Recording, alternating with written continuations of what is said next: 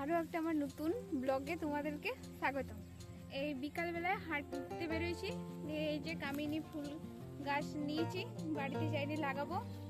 আর হাঁটতে হাঁটতে আমাদের সামনে একটা হনুমান মন্দির রয়েছে, তো হনুমান মন্দিরে প্রণাম করে বাড়ি যাব।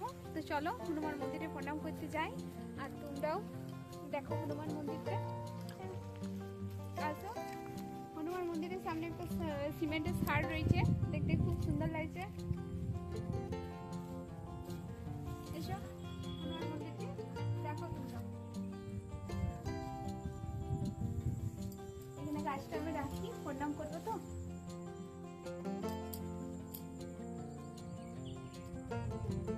দেখো বন্ধুরা, তোমরা তো হনুমান মন্দির দেখলে, আমিও প্রণাম করলাম। এরপর ষাঁড়ের কাজ যাব, কারণ ষাঁড়ের কাজ যাওয়ার একটাই উদ্দেশ্য, ষাঁড়ের কানে কানে যদি কোনো কিছু চাওয়া হয় সেটি পূরণ হয়। তাই আমার ষাঁড়ের কাছে কানে কানে কিছু বলার আছে, তাই আমি যাচ্ছি ষাঁড়ের কাজ। এসো তোমরা ষাঁড়কে দেখে নাও, তোমরা মনে মনে কিছু উইশ করো, পূরণ হবে।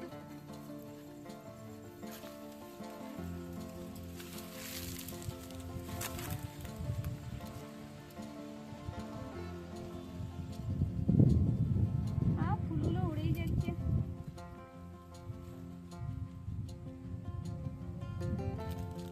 ষাঁড়টাকে দেখলে সত্যি ষাঁড়ের যদি কানে কানে কোনো কিছু যদি চাওয়ার কোনো কিছু থাকে, বা কোনো কিছু তোমাদের মনে আশা থাকে, যদি কানে কানে বলো তো সত্যি পূরণ হয়। তাই ষাঁড়কে কোনো মন্দিরে ষাঁড়ের কানে কিছু চেয়ে দেখবে, দেখবে মানত পূরণ হবে। বন্ধুরা, হনুমান মন্দির, ষাঁড় সব কিছুতে তোমরা দেখলে। এরপর সামনে একটা পুকুর রয়েছে মন্দিরের সামনে, ওই পুকুরে হাত পা ধুয়ে নিয়ে এবার আমি বাড়ি যাব। তো চলো, তো পুকুরটি তোমাদেরকে দেখিয়ে দিই, আর আমিও হাত পাগুলো ধুয়ে নিই। চলে এসো। দেখো বন্ধুরা, আমি পুকুরে চলে এসেছি।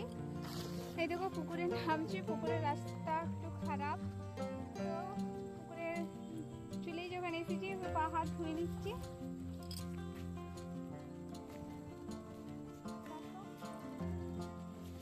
জলটা কি ঠান্ডা।